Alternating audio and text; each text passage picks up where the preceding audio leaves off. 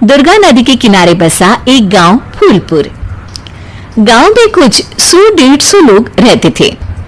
अंजलि, जो कि पास ही के जिले में रहती थी और 12वीं पास कर चुकी थी, उसके पिताजी ने बेटी को जल्दी विदा करने के लिए उसकी शादी फूलपुर गांव के मुकेश से करवा दी थी।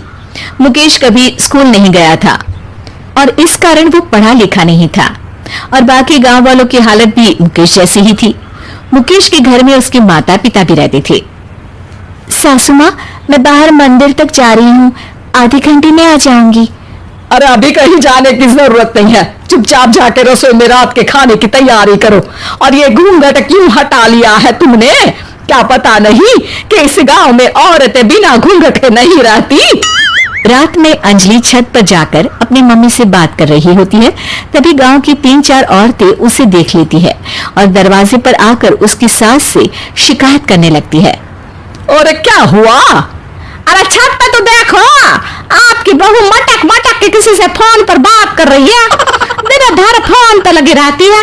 अरे कल तो मंदिर के पास वो क्या कहते हैं, सेल्फी ला रही थी। शहर की बहू रखना अच्छा शान की बात है, पर देखना इसके लक्षण से ये तो तुम्हारे परिवार को बदनाम ना कर दे।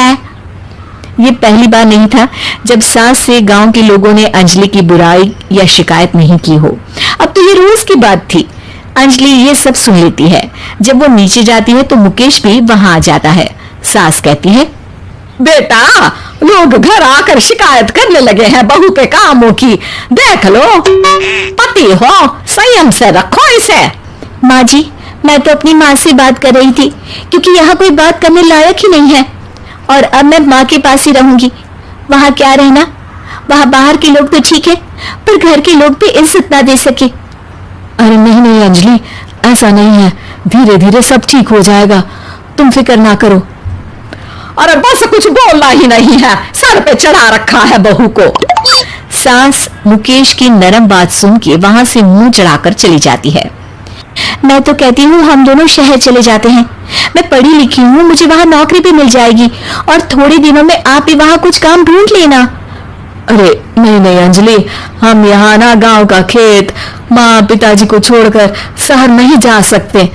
माँ पिताजी को कैसा लगेगा और गांव वाले क्या सोचेंगे? ये कहकर मुकेश सोने चला जाता है और अंजलि की गांव वालों द्वारा बुराई का सिलसिला बहुत दिनों तक चलता ही रहता है। लेकिन अंजलि गुस्सा ना दिखाते हुए समझदारी से काम लेती है। बारिश का मौसम चालू हो जाता है। जोरदार बारिश से पूरे गांव में हाहाकार मच जाता है। दुर्गा नदी में बाढ़ आ जाती है और बाढ़ का पानी पूरे गांव की फसल तबाह कर देता है।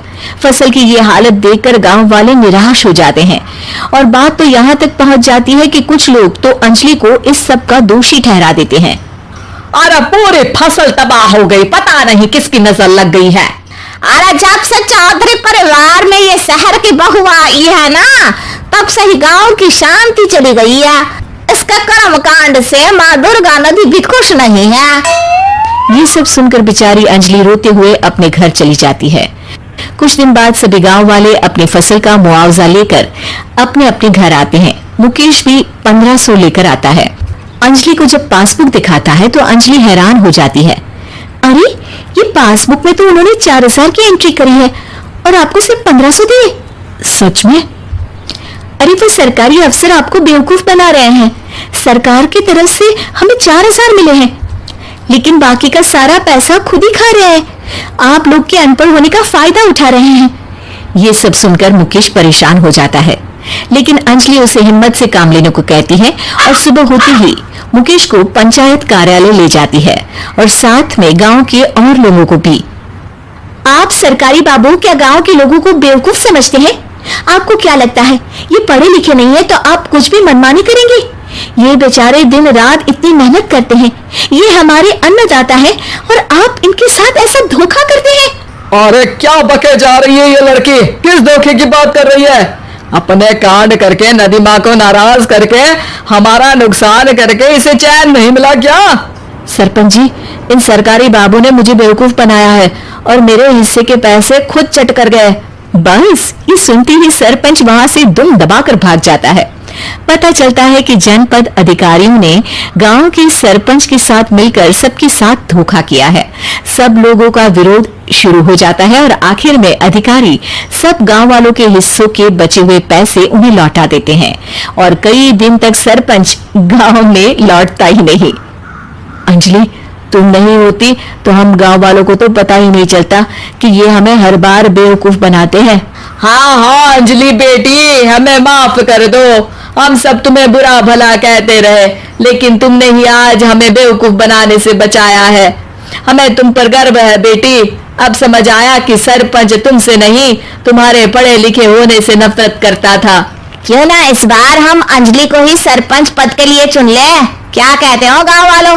पढ़ी लिखी सरपंच। बस पूरा गांव अंजलि के लिए ताली बजाता है और अंजलि की सास उसे खुशी से गले लगा लेती है।